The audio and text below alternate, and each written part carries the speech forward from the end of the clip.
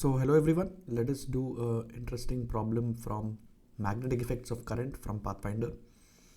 And as always, this question is just the right difficulty level for JEE Advanced. I try to bring you only those kinds of questions which are near or a little above the difficulty level for JEE Advanced, so that you can practice the best questions and learn from them. So you can try this question on your own. It is a very instructive question, very good question that can, मतलब आपको question करके feel हो जाएगा कि मतलब if your practice is good, you will feel that yes, this can very easily come in JEE Advanced, this kind of question. So you should pause the video over here and get to the final answer. You have to draw a graph in this question. So you should get to the final answer before you move on to the solution. And you should watch the solution only if you are not able to solve it, right? So we are given that there is a large frictionless disk and it can rotate about its central vertical axis in a uniform static magnetic field of induction B pointing vertically upward. तो मतलब ये जो diagram है ये top view है, हमें ऊपर से देख रहे हैं. तो disk is in a horizontal plane और magnetic field is pointing vertically और disk can rotate about its central axis. A particle P of mass m and charge q is connected with the help of an inextensible thread of length L to a nail O fixed at a distance r from the center of the disk as shown in the top view of the situation. So ये diagram थोड़ा सा confusing है क्योंकि ये जो magnetic field का dot है यहाँ पे ये बीच में आ रहा है, मतलब ये डॉट इनको नहीं बनाना चाहिए था.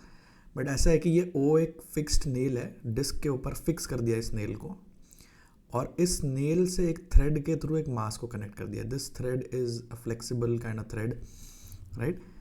It is inextensible but it is flexible, right, as we can see in the diagram. तो इनिशियली सिचुएशन ऐसी है. Now the disc is rotated at various constant angular velocities, right? तो हमने डिस्क को ओमेगा दी कुछ, राइट? और we have to draw the graph between tension force T in the thread when the particle stops relative to the disk. This is very important part. When the particle stops relative to the disk and corresponding angular velocity omega. तो basically tension versus omega graph बनाना है किस situation में, जब particle rest पे आ जाए relative to the disk. So देखते हैं. तो अगर एक general instant of time imagine करेंगे, राइट? तो पार्टिकल मूव कर रहा होगा रिलेटिव टू द डिस्क, मतलब डिस्क मूव कर रही है, ऑब्वियसली डिस्क रोटेट कर रही है और relative to the disc particle भी मूव कर रहा है, राइट? तो but due to air drag, right, और may be small amounts of friction here and there और फ्रिक्शन फ्रॉम द पिवट की, मतलब यहाँ से कुछ नेल से कुछ फ्रिक्शन हो सकता है. At some point the particle will come to rest relative to the disk. तो हमें वो वाली सिचुएशन एनालाइज करनी है जहाँ पे particle is in equilibrium relative to the disc, right? कि डिस्क के फ्रेम से अगर देखें तो particle will appear to be at rest, right? तो अब पार्टिकल किस पोजिशन में जाके रेस्ट पे आएगा, तो मैंने तो सीधा डायग्राम बना दिया, right? So this is the diagram in which this is the nail O. So let me use this highlighter. So this is the nail O, right?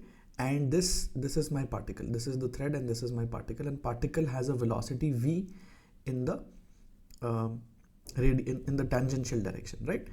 So I've shown that velocity. Or diagram mein they have shown that omega is clockwise, and this will turn out to be an important fact in this situation, right? So omega is clockwise. और एक और fact जो इन्होंने नहीं बताया है, they have not explicitly mentioned in the question, but the charge Q is positive. तो charge Q लिखा हुआ है, सिर्फ पॉजिटिव तो नहीं लिखा हुआ है. बट अगर कुछ नहीं गिवन होता है तो हम अज्यूम कर सकते हैं कि चार्ज पॉजिटिव है, right? That is the default assumption that we have to make, right? So this is the situation. अब I will explain why this is the equilibrium condition relative to the disk. Disk के frame में हम देख रहे हैं, तो I have written analysing from rotating frame of the disk. उस rotating frame में हमें पार्टिकल ऐसी पोजीशन पे इक्विलिब्रियम में आएगा सच that the thread is along the radial direction. Why is that so? Because tension के अलावा जो बाकी दोनों फोर्सेस हैं उनको देखो, तो एक सेंट्रीफ्यूगल फोर्स है which is a pseudo force which points radially outward. Centrifugal force rotating frame में रेडियली आउटवर्ड पॉइंट करती है और उसका मैग्नीट्यूड होता है m omega square into distance from the centre. So distance from the centre particle का r minus l हो जाएगा बिकॉज नेल का डिस्टेंस आर था और थ्रेड का लेंथ एल था. So this becomes r minus l. तो centrifugal force is pointing radially outward and magnetic force is also pointing in the radial direction. Why? क्योंकि अगर relative to the disc particle rest पे आ चुका है तो उसकी वेलोसिटी मतलब ग्राउंड फ्रेम से देखने पे ऑब्वियसली हम जो मैग्नेटिक फोर्स है वो ग्राउंड फ्रेम से ही लिख रहे हैं. सो ये let me clarify over here that magnetic force हम ग्राउंड फ्रेम से ही लिख रहे हैं. So let me also right it down just to be clear. So this force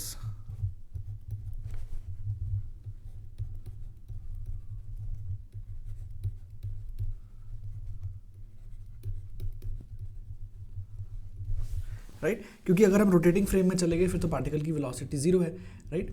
but उसमें कुछ मतलब रोटेटिंग फ्रेम में जाएंगे तो कुछ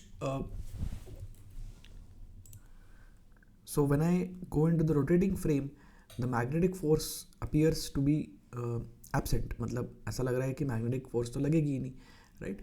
बट जो इलेक्ट्रोमैग्नेटिक फोर्सेस होती है they change between electric and magnetic parts when we change frame but the net force remains the same. कि नेट फोर्स जो मैग्नेटिक फोर्स हमें ग्राउंड फ्रेम से दिख रही है जब हम रोटेटिंग फ्रेम में चले जाएंगे तो वो मैग्नेटिक फोर्स तो चली गई लेकिन कुछ हो सकता है कुछ इलेक्ट्रिक फील्ड की फोर्स लगने लगे पार्टिकल पे such that the net force remains exactly the same which we were seeing from the ground frame.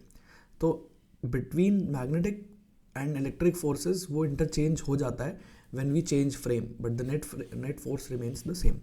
So basically ground frame से हम जब रोटेटिंग फ्रेम में जाएंगे तो ये जो मैग्नेटिक ऐसा बोल सकते हैं इलेक्ट्रोमैग्नेटिक फोर्स है that remains the same both in magnitude and in direction, right. So the magnetic force points radially inward because the magnetic field is pointing out of the plane of the paper, right. Out of the plane of the paper magnetic field hai and velocity is in this direction, so we can take the cross product and we get magnetic force is Q into V cross B. So यहाँ पे fact important है कि omega is clockwise which they have shown in the diagram but not mentioned in the question कि उसकी वजह से magnetic force radially inward आती है, right. अगर रेडियली आउटवर्ड होगी ये फोर्स तो question will be a little less interesting. Question will still be valid but it will be a little less interesting. I will explain in the end. तो बस अब tension outward लग रहा है because string is like the pivot is radially outwards from the particle. तो we balance forces along the radial direction and we get this, right. तो I was explaining कि why does the particle assume an equilibrium position such that the string is radial because जो pseudo force और magnetic force है वो दोनों radial है तो tension को भी radial होना पड़ेगा to balance the forces. इसीलिए ये situation is the equilibrium condition, right. और in this situation the tension comes out to be this. तो r minus l तो positive है यहाँ पे. r minus l is a fixed quantity but this quantity inside is dependent on omega and at lower omegas let's say omega less than Q B by m. तो omega इस value से कम होगी तो ये अंदर वाली क्वांटिटी पॉजिटिव होगी as you can see. And if we keep increasing omega then at some point tension becomes zero, right. So tension is only positive for small omegas. तो ओमेगा बढ़ाने पे फिर क्या होगा, टेंशन जीरो होने से क्या होगा. सो उसके बाद ये होगा कि the particle will go outward. तो बेसिकली अगर हम फोर्सेज को एनालाइज करें कि suppose particle is here and we start increasing omega, right. तो क्या होगा कि मैग्नेटिक फोर्स भी इंक्रीज होगी बट जो स्यूडो फोर्स है वो ज़्यादा शार्पली इंक्रीज होगी because it is proportional to omega square. So at some point basically at lower omegas अगर टेंशन को हटा दें तो at lower omegas the net force is radially inward.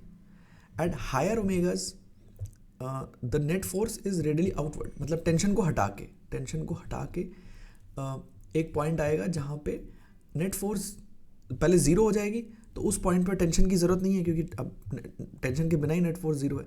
और फिर नेट फोर्स रेडियली आउटवर्ड हो जाएगी, क्योंकि स्यूडो फोर्स बाहर की तरफ लग रही है और मैग्नेटिक फोर्स अंदर की तरफ लग रही है। तो स्यूडो फोर्स एक पॉइंट पर जाकर बड़ी हो जाएगी मैग्नीट्यूड में मैग्नेटिक फोर्स से, बिकॉज ओमेगा स्क्वायर के प्रोपोर्शनल है वो।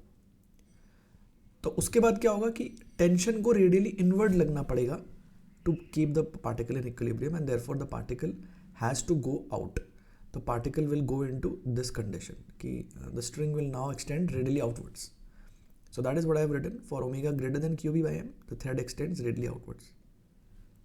तो ऐसा हो जाएगा, क्योंकि अब टेंशन से ये डिमांड है. बेसिकली बाकी दोनों फोर्सेस पे हमारा कंट्रोल नहीं है, बट अगर पार्टिकल बाहर चला जाए तो टेंशन इनवर्ड लगने लगेगा. तो अब एट हायर ओमेगास टेंशन पे डिमांड है कि वो रेडियली इनवर्ड लगे. तो particle will go into this situation. तो टेंशन जीरो वाला पॉइंट आएगा, उसके बाद particle will move radially outward. It will start slipping on the disc radially outward until it reaches this position. String again becomes tight and tension starts acting inward again, maintaining equilibrium. तो यहाँ पे balancing forces again we get this. अब distance from the center r plus l हो चुका है, right? So these are the two expressions. Omega less than Q B by M के लिए ऊपर वाला एक्सप्रेशन है this one, and omega greater than Q B by M के लिए ये वाला एक्सप्रेशन है. So both are parabolas. So हमें ग्राफ बनाना है तो टेंशन वर्सेस ओमेगा का graph will be a parabola because it's a quadratic equation. But this first equation is, इसमें ओमेगा स्क्वायर का कोफिशिएंट नेगेटिव है, तो we will get a downward opening parabola, whereas in the second case omega square का coefficient is positive, so we will get a upward opening parabola. So you can draw the graph. So zero से start करने पर downward opening parabola until here, and then an upward opening parabola later. So right, तो this is very interesting question जिसमें हमें carefully directions को check करना है. Magnetic force की क्या डायरेक्शन है और टेंशन की क्या डायरेक्शन होनी चाहिए अकॉर्डिंग टू दैट.